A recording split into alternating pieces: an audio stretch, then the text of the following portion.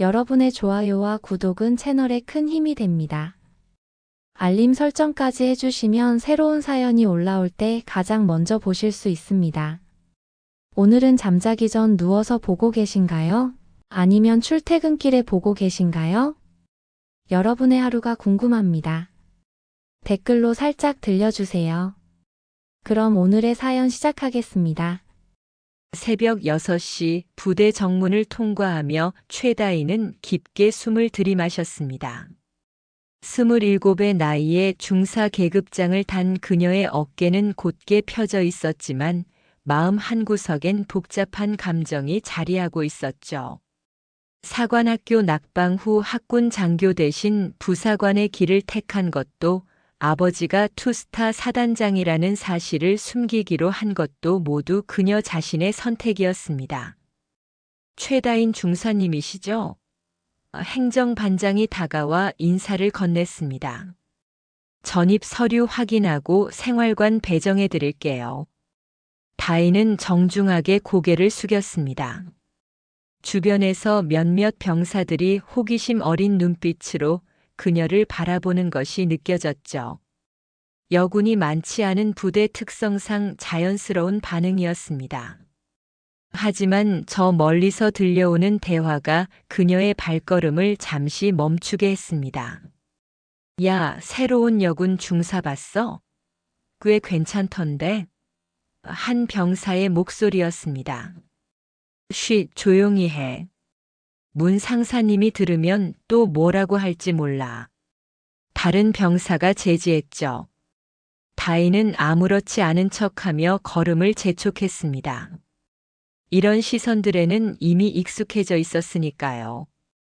중요한 건 자신의 실력으로 인정받는 것이었고, 그 과정에서 불필요한 오해나 특혜는 받고 싶지 않았습니다.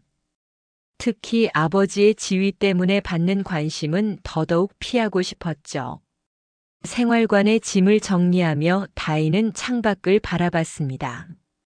훈련장에서 구령 소리가 들려오고 멀리 태극기가 바람에 펄럭이고 있었습니다. 이곳에서 그녀는 최다인 중사일 뿐이었습니다. 사단장의 딸이 아닌 그저 한 명의 부사관으로서 자신의 길을 걸어가고 싶었죠. 전입 첫 주가 지나면서 다인은 부대 분위기에 점차 익숙해져 갔습니다. 대부분의 동료들은 예의 바르게 대해주었고 업무 처리 능력을 인정해주는 분위기였죠. 하지만 문태성 상사만은 달랐습니다. 20년 차 간부답게 부대 내에서 상당한 영향력을 가진 그는 처음부터 다인에게 묘한 관심을 보였어요. 최 중사, 오늘 업무 어때? 힘들지 않아? 문태성이 다인의 책상 앞에 다가와 물었습니다. 하지만 그의 시선은 다인의 얼굴이 아닌 다른 곳을 향하고 있었죠. 괜찮습니다, 상사님. 다인은 짧게 대답하며 서류에 시선을 고정했습니다. 아, 참 성격이 차가워. 여군들이 다 이래? 문태성이 피식 웃으며 말했어요. 좀 더 친근하게 지내면 안 될까? 우리 부대는 가족 같은 분위기거든. 주변에 있던 병사들이 어색한 표정을 지었습니다. 누구나 문태성의 말투가 적절하지 않다는 걸 느꼈지만 계급과 경력 때문에 아무도 나서지는 못했죠. 다인 역시 마찬가지였습니다. 직접적인 문제 제기를 하기엔 아직 부대에 적응하는 단계였고 괜한 마찰을 일으키고 싶지 않았거든요. 점심시간이 되자 문태성은 또다시 다인에게 다가왔습니다. 최 중사, 혼자 먹지 말고 우리랑 같이 먹어. 부대 생활은 인맥이 중요한 거야. 식당에서 문태성은 계속해서 사적인 질문들을 던졌습니다. 남자친구는 있어? 군인끼리 만나는 게 좋을 텐데. 집은 어디야? 주말에 시간 있으면 맛있는 데 소개해 줄까? 다인은 최대한 업무 관련된 대화로 화제를 돌리려 했지만 쉽지 않았어요. 문태성의 시선과 말투에서 느껴지는 불편함이 점점 커져갔습니다. 그날 밤 생활관에서 다인은 일기장에 오늘 있었던 일들을 꼼꼼히 기록했죠. 혹시나 하는 마음에서였습니다. 문태성의 부적절한 언행은 날이 갈수록 심해졌습니다. 다인이 복도를 지날 때마다 오늘도 예쁘네, 다리 라인이 참 좋아 같은 말들을 서슴없이 내뱉었죠. 심지어 다른 부사관들 앞에서도 우리 최 중사 허벅지 좀 봐, 운동 많이 했나 봐라며 웃어넘기려 했습니다. 주변 동료들은 민망해하며 시선을 돌렸지만 직접 제지하지는 못했어요. 문태성이 부대 내에서 가진 영향력과 20년간 쌓아온 인맥 때문이었죠. 다인은 그런 상황들을 모두 수첩에 기록했습니다. 날짜, 시간, 장소, 증인까지 빠짐없이 적어두었어요. 어느 날 오후 문태성이 다인의 책상으로 다가와 속삭이듯 말했습니다. 최 중사, 너 정말 딱딱하다. 좀 더 유연해져야 부대 생활이 편할 텐데. 그의 손이 다인의 어깨 근처로 뻗어오자 다인은 재빠르게 몸을 돌렸습니다. 상사님, 업무 시간입니다. 다인의 목소리는 단호했어요. 아이고, 예민하기도 해라. 선배가 친근하게 대해주는 건데. 문태성은 비웃는 듯한 표정을 지었죠. 여자들은 다 이래. 나중에 후회할 텐데. 그날 저녁 다인은 휴대폰 녹음 기능을 켜두기로 결심했습니다. 증거를 남겨야겠다는 생각이 들었거든요. 부모님께는 말할 수 없는 일이었어요. 특히 아버지가 사단장이라는 사실 때문에 더욱 조심스러웠죠. 자칫 아버지의 지위를 이용해 문제를 해결했다는 오해를 받을 수 있었으니까요. 며칠 후 부대에서 회식이 있다는 공지가 떨어졌습니다. 다인은 참석하지 않으려 했지만 문태성이 신입은 의무적으로 참석해야 한다며 강요했어요. 불길한 예감이 들었지만 거부할 명분도 없었습니다. 다인은 그날 밤을 위해 더욱 신중하게 준비했죠. 휴대폰 배터리를 충분히 충전하고 집에 가는 길을 미리 확인해 두었습니다. 회식 당일 저녁 부대 근처 음식점은 떠들썩한 분위기로 가득했습니다. 다인은 구석자리에 앉아 최대한 조용히 식사를 하려 했지만 문태성은 계속해서 그녀 쪽으로 시선을 보냈어요. 술이 들어가자 그의 언행은 더욱 거침없어졌습니다. 최 중사, 술 한잔 해. 부대 생활 적응하려면 선배들과 친해져야지. 문태성이 소주잔을 들어올리며 말했죠. 죄송합니다. 술을 잘 못 마셔서요. 다인이 정중히 거절했지만 문태성은 포기하지 않았습니다. 에이, 그래도 한 잔 정도는. 예쁜 후배랑 건배하고 싶은데. 그의 말에 주변 테이블에서 몇몇이 웃었지만 어색한 웃음이었어요. 회식이 끝날 무렵 귀가 차량 배정이 이루어졌습니다. 다인은 대중교통을 이용하겠다고 했지만 문태성이 그래도 후배인데 집까지 태워다 줘야지라며 자신의 차에 타라고 했어요. 거절하기 어려운 분위기였습니다. 차 안은 정적이 흘렀습니다. 다인은 창밖을 바라보며 집 주소를 알려줬지만 문태성은 중간에 차를 세웠어요. 잠깐 담배 한 대만 피우고 가자. 저는 괜찮으니까 그냥 가시죠. 다인의 목소리에는 긴장감이 느껴졌습니다. 아이고, 급한 것도 아닌데 뭘 그래. 문태성이 엔진을 끄며 말했어요. 그리고는 갑자기 다인 쪽으로 몸을 기울이더니 너 정말 예쁘다. 부대에서 제일 예쁜 것 같아라며 손을 뻗었습니다. 순간 다인의 허벅지에 문태성의 손이 닿았어요. 다인은 즉시 그의 손을 쳐내며 뭐 하시는 거예요? 라고 소리쳤습니다. 미안. 그냥 친근하게. 문태성이 당황한 듯 중얼거렸지만 다인은 이미 차 문을 열고 밖으로 나가고 있었어요. 저는 여기서 내리겠습니다. 다인의 목소리는 떨리고 있었지만 단호했습니다. 그녀는 차 문을 꽝 닫고 휴대폰으로 택시를 불렀죠. 문태성은 당황한 표정으로 차 안에 앉아 있었습니다. 다음 날 아침 다인은 평소보다 일찍 부대에 도착했습니다. 밤새 잠을 이루지 못했던 그녀의 얼굴에는 피로가 역력했어요. 하지만 결심은 확고했습니다. 더 이상 참을 수 없었고 정식으로 문제를 제기하기로 마음먹었죠. 부대 내 인권신고센터를 찾아간 다인은 담당자에게 상황을 자세히 설명했습니다. 문태성 상사의 지속적인 성희롱과 어젯밤 차량 내에서 발생한 성추행 사건을 신고하겠습니다. 정말 심각한 문제네요. 증거 자료가 있으신가요? 담당자가 조심스럽게 물었어요. 다인은 준비해온 수첩과 녹음 파일들을 제출했습니다. 며칠간 꼼꼼히 기록해둔 일지와 몇 차례의 녹음 내용들이었죠. 모든 상황을 기록해뒀습니다. 날짜, 시간, 장소, 목격자까지요.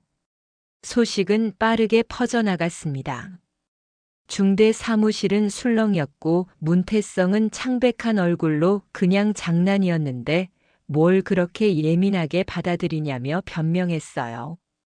하지만 이미 공식적인 신고가 접수된 상황이었습니다.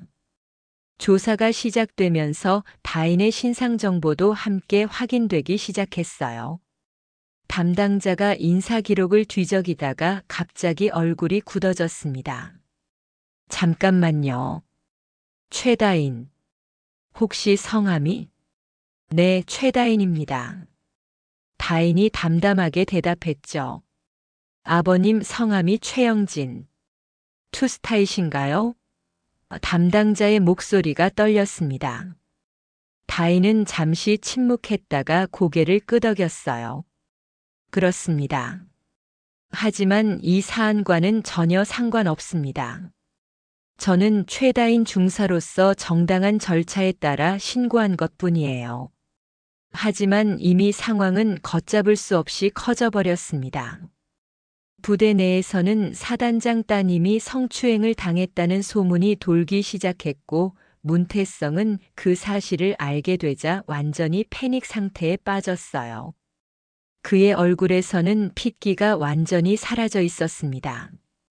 20년 군 생활이 하루아침에 무너질 수 있다는 공포가 엄습했죠. 소식은 빠르게 상부로 전달되었습니다. 최영진 사단장은 공무 중에 급히 호출을 받았어요. 참모장이 긴급하다며 들고 온 보고서를 받아든 그의 표정은 점점 굳어져 갔습니다. 피해자가 자신의 딸이라는 사실을 확인한 순간 그는 깊은 한숨을 내쉬었죠. 사단장님, 어떻게 처리하시겠습니까?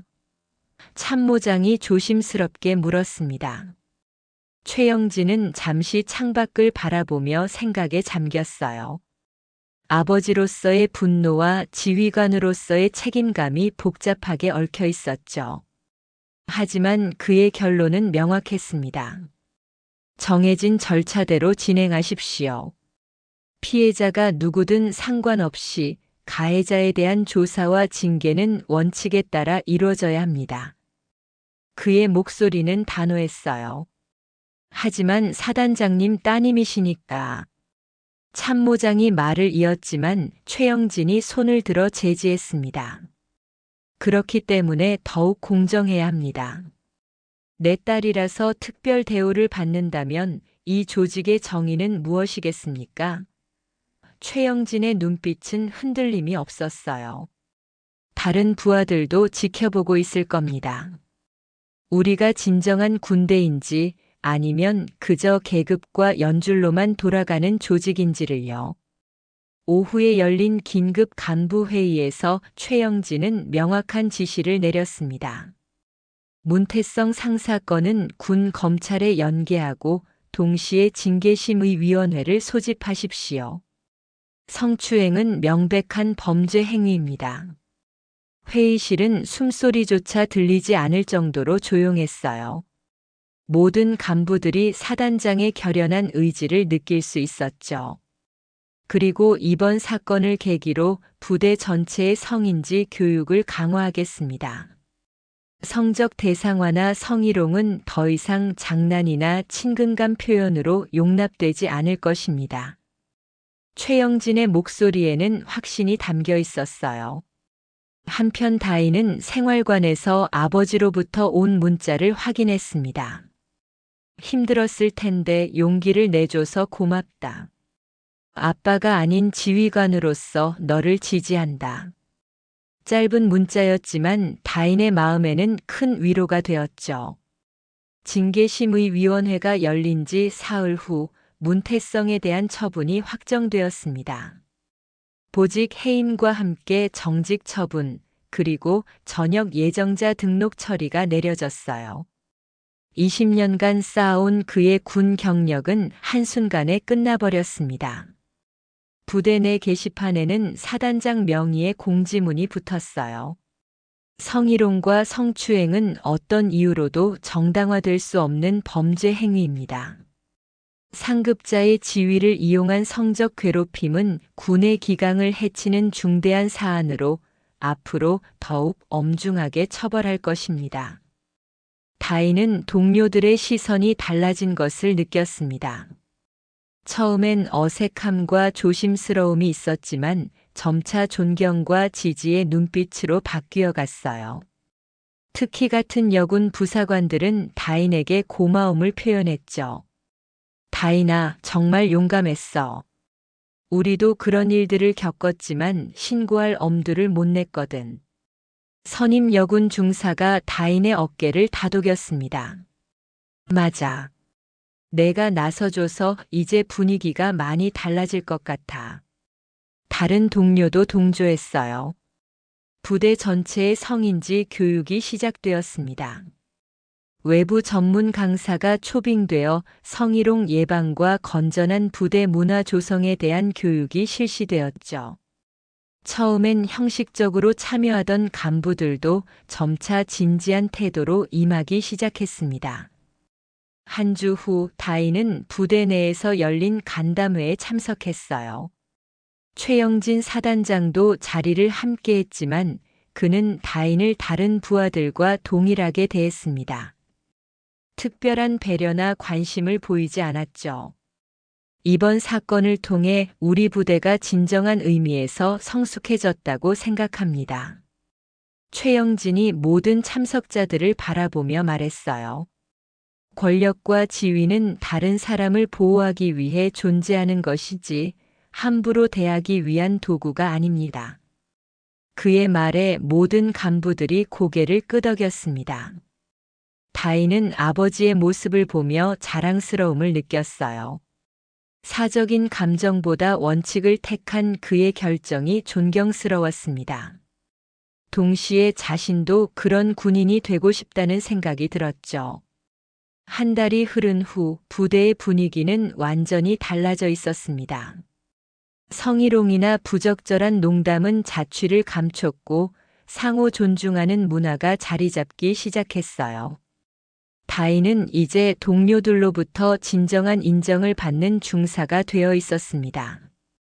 어느 날 점심시간 몇몇 동료들이 다인에게 다가왔습니다. 다인아, 그때 우리가 아무 말도 안 한 것 정말 미안해. 한 선임 부사관이 진심 어린 표정으로 말했어요. 맞아. 우리도 불편하다는 걸 알았는데 용기가 없었어.